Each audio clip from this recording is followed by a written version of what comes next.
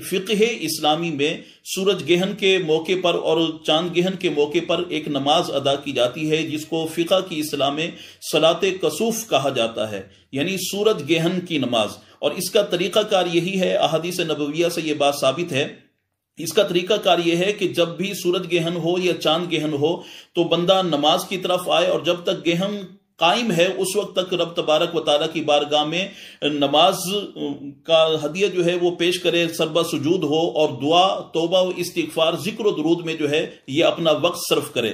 اب صلاۃ کسوف یعنی سورج گہن کی جو نماز ہے، یہ بات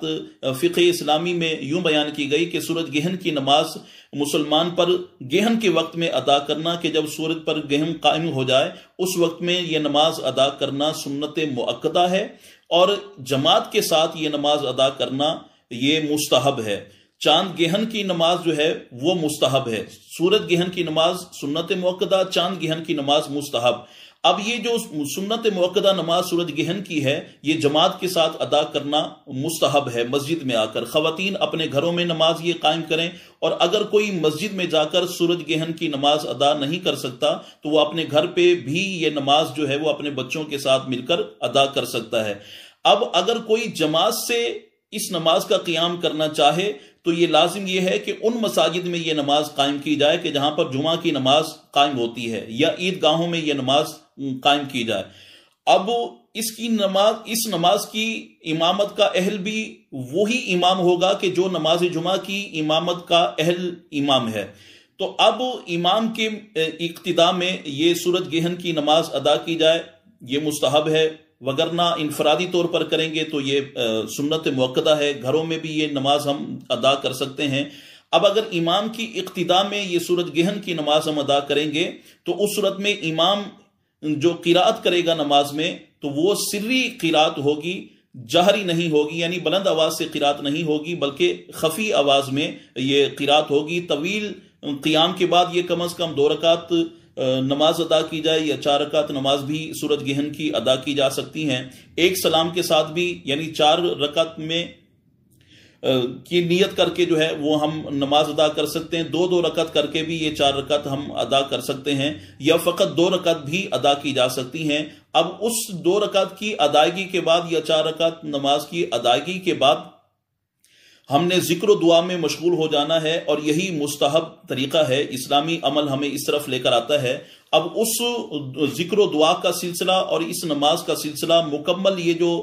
سورج گہن کا جو وقت ہے، مقررہ جو وقت ہے، جب تک سورج پہ گہن لگا ہوا ہے یہ سلسلہ اس وقت تک جاری رہے۔ تو اب من جملہ بات یہ رہی کہ یہ سورج گہن ہونا یا چاند گہن ہونا یہ اللہ تبارک و تعالیٰ کی خالق ہونے پر، اس کے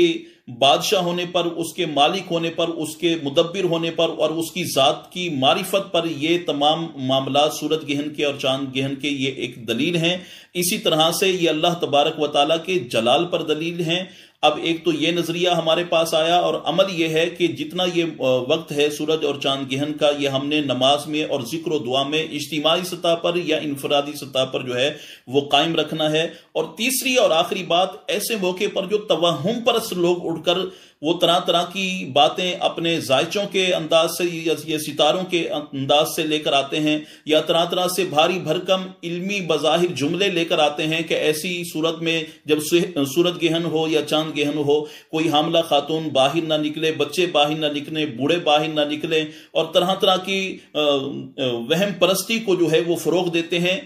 تو یہ نظریہ جو اسلامی تھا وہ ہم نے بیان کر دیا ہے۔ اس نظریے کو اپنی نگاہ میں رکھتے ہوئے، بغیر کسی کے وہم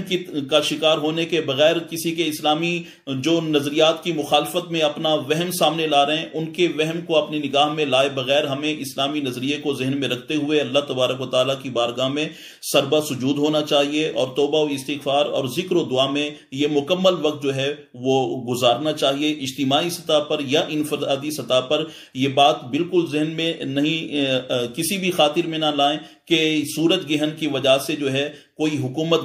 گر سکتی ہے یا بن سکتی ہے، یا کاروبار ختم ہو سکتا ہے یا شروع ہو سکتا ہے، یا اولاد کو یا خواتین کو یا بڑوں کو کوئی نقصان ہو سکتا ہے۔ ایسا کچھ بھی نظریہ قائم کرنا یہ نظریہ باطلہ ہے۔ اللہ جل شانہ ہمیں اپنے عقیدے کی، نظریے کی اور عمل کی تصحیح کرنے کی توفیق عطا فرمائے۔ وآخر دعوانا الحمدللہ رب